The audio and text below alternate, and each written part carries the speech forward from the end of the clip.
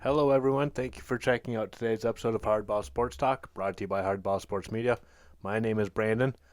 Today, we're going to be going over our picks for the NFL games and a couple of stories going around in the sports world. Not a lot of happy news, unfortunately, going on, and we'll talk about that here in a minute. But before we get started on today's episode, first off, I'd like to wish everyone a Merry Christmas. That's this week now. So I hope you guys have a very Merry Christmas with your family and friends. With that in mind, the next podcast, which is scheduled for Friday, I'm actually releasing this as a podcast on Thursday. Normally, I don't do the YouTube and the podcast on the same day, for the same episode. I'm going to give it a try this week, see how things go. I might do that in the future now, too. But this week, we're going to do it for sure.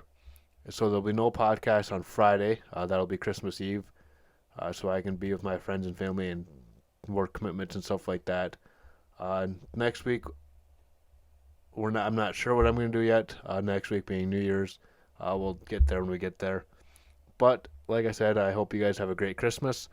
And thanks again for checking today's episode out. I know a lot of stuff going on with family and friends in the area, so if you are checking this one out, I appreciate it a whole lot. Let's get started. Like I said, in the sports world, there's not a whole lot of happy news to talk about. The two main things I really want to talk about today are, first off, Tigers first base coach, Kamira Barti, and I'm sorry if I butchered that pronunciation there.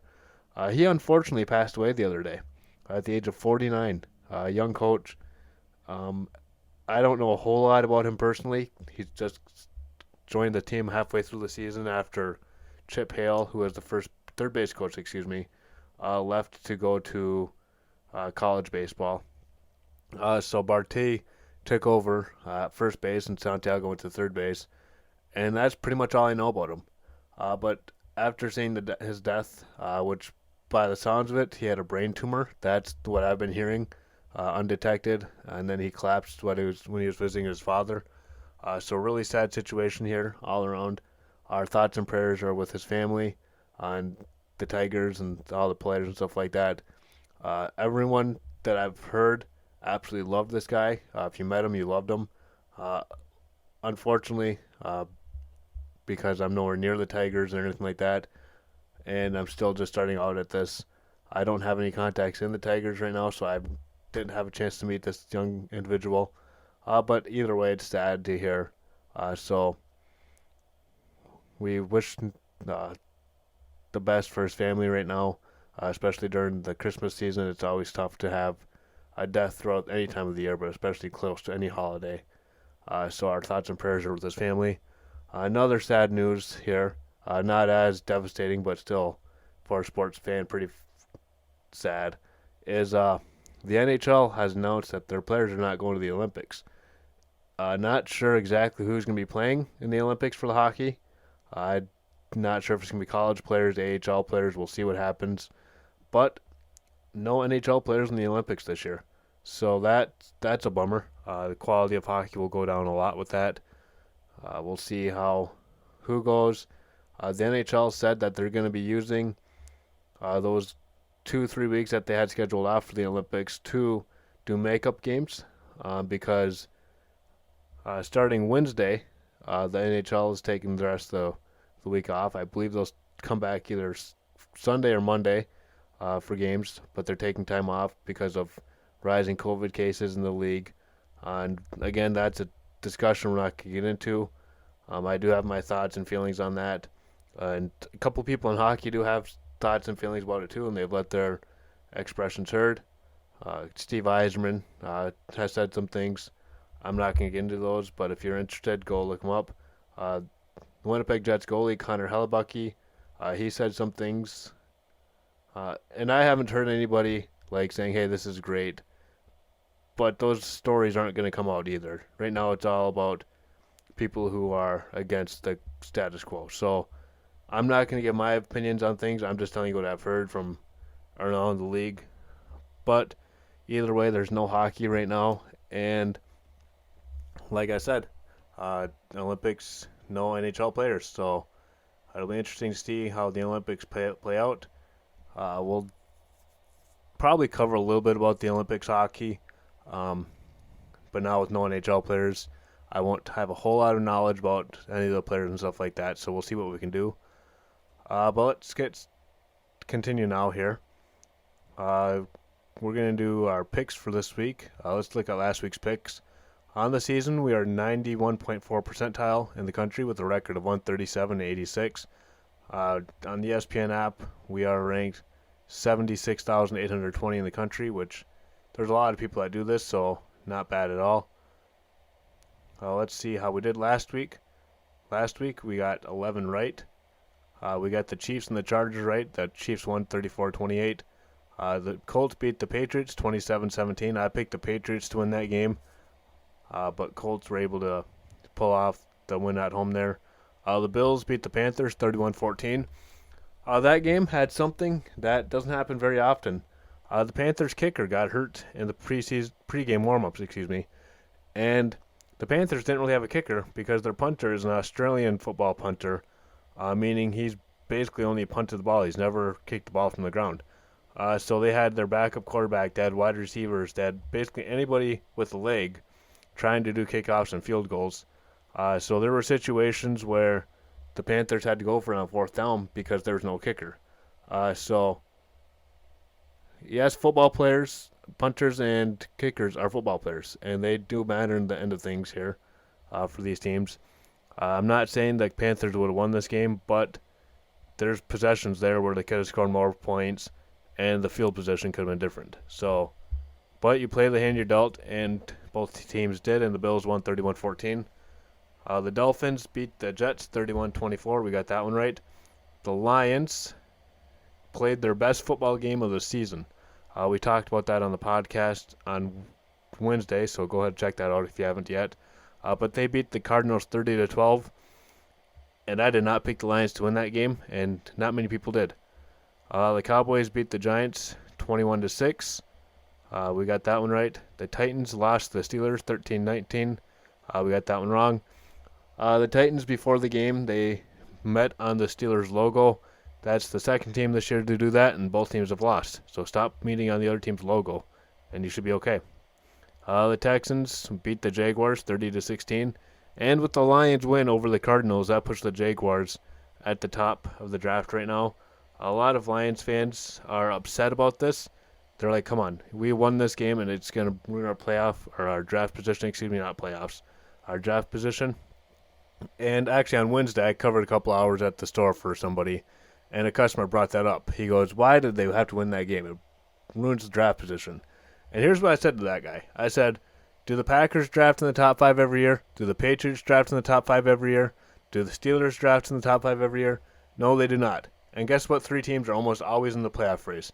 The Packers, the Patriots, and the Steelers. You don't have to pick in the top 5 of every draft to get good players. You can get them in any round. The teams that can do that are the teams that are going to win. So yes, it would be nice to have a number 1 overall pick in Aiden Hutchinson or Thibodeau, whoever the Lions would go with. And that's not out of the realm of possibilities either. But I'd rather, we talked about this on the podcast, I'd rather build a culture of winning and not settling for the top pick in the draft. That's just me. I'd rather have Dan Campbell and company win these games, build some confidence in that room, get free agents, say, hey, they're doing something special there. I want part of that. And that's what I want to see. And the win against the Cardinals is a good stepping stone for that. Now they got to build onto it, and we'll talk about their next game here in a few minutes. But let's keep going on the last week's games. We got the Bengals beating the Broncos 15-10. We got that one right. The Niners beat the Falcons 31-13. We got that one right. The Packers beating the Ravens 31-30. We got that one right. In this game, there was I'm not going to say controversial because, well, I guess it is controversial. John Harbaugh decided to go for a 2-point conversion to win the game instead of tying the game and playing overtime. I love this move. Yes, it did not work out, but I absolutely love this move. And the players, they were on board. He asked the players, he asked Huntley, who was playing quarterback for Jackson, you want to kick it or you want to go for it and end this game now? And the players said, let's go win this game now. And the play didn't work, but you know what? The players came up to Harbaugh after and said, we love you. Like, thanks for having the courage to do that. and all the coaches were behind him. He asked his coaching staff, "What do you guys think? Go kick it or go for two here?" And they all said, "Let's go for two." So yes, it is Harbaugh's decision to go for it or kick it, but he did what great leaders do, and he surrounded himself with people to help him make that decision. Did it work out? No, but I admire his courage there to go for that decision. The Buccaneers lost to the Saints 9-0. Really boring football game for Sunday night.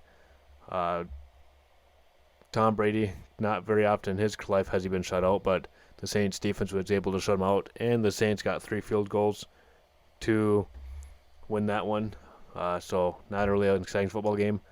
And then there was a couple delay games with COVID this week. The Raiders and the Browns played on Monday before Monday Night Football. The Raiders won that one 16-14. We got that one wrong. The Vikings played Monday Night Football against the Bears 17-9. We got that one right. And then on Tuesday, we got some Tuesday Night Football. The Eagles beat the Washington Football Team 27-17, and the Rams beat the Seahawks 20-10. So overall, we did decent list past week. Couple games that were upsets, but you really can't predict those very well. So I think I get a pass for the Lions beating the Cardinals, for example. So let's get started on Week 16 now. There's only 3 weeks left of the NFL season. It's been really exciting football so far this year. Hopefully that keeps up this week. Tonight, the 49ers play the Titans. Both teams really need this win for the playoff spot. I honestly haven't seen too much of either one of these teams recently, so I really don't know a whole lot about them. But I'm going to take the Titans. It's a home game for them on Thursday night against a non-conference opponent. Normally the home team has the advantage there, so I'm going to give the Titans the win there. On Saturday, assuming all these games happen as they're scheduled because of COVID interest and stuff like that, we got the Browns and the Packers. I'm going to take the Packers to win that one, but do not be shocked if the Browns take that one home. Colts and the Cardinals. I'm going to take the Colts to win this game. The Cardinals, under the last couple of years, have really struggled to close out seasons. So I'm going to go with the Colts to upset the Cardinals.